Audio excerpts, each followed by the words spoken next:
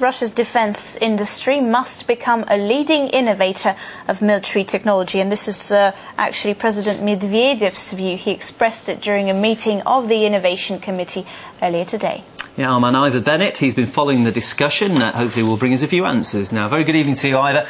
So it's all over now, as I understand. What's been discussed today? In a word, modernisation. President Medvedev highlighted the need and stressed the need, desperate need even, for the army to modernise, and they were discussing the ways in which this can be achieved. And in particular, as you said, he said that the army not only needs to start buying in the technology it needs from abroad to modernise, but also needs to start producing itself, because once the military industry is modernised, so too can the economy. And this is what he had to say.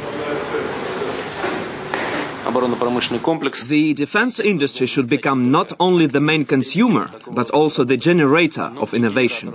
This is the only way to ensure the competitiveness of Russia's military wares and modernise the economy as a whole. I want to see the money we're talking about today invested in this way.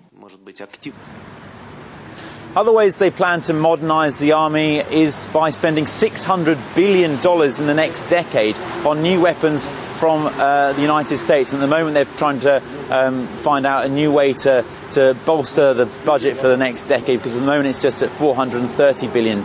Also they plan to join in with a venture with French producers to produce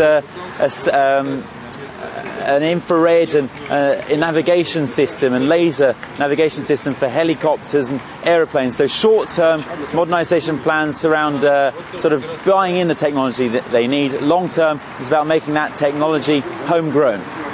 Modernisation is a nice word. Another word is sort of that they've been using is making me slightly scary. A reform. Is there really a need for one? Well, according to the President today, he said that Russia's severely lagging behind other developed countries in this sphere of technology. In particular, he highlighted spheres like productivity of labour, quality control, even organisation of production. And what's more, a lot of the hardware the Russian army has is still Soviet era and is in need of updating, hence why they're looking to buy in weapons from the States. And today's reforms that were announced were part of a whole raft of reforms that have been talked about the last few days. For example, only yesterday the President signed a law to make the army more streamlined in its administration. For example, cutting the administration divisions from 6 to 4, and also the number of sort of chain of commands that an order has to go through from 16, as many as 16, down to 3, to make it a lot more of a slick operation, more efficient.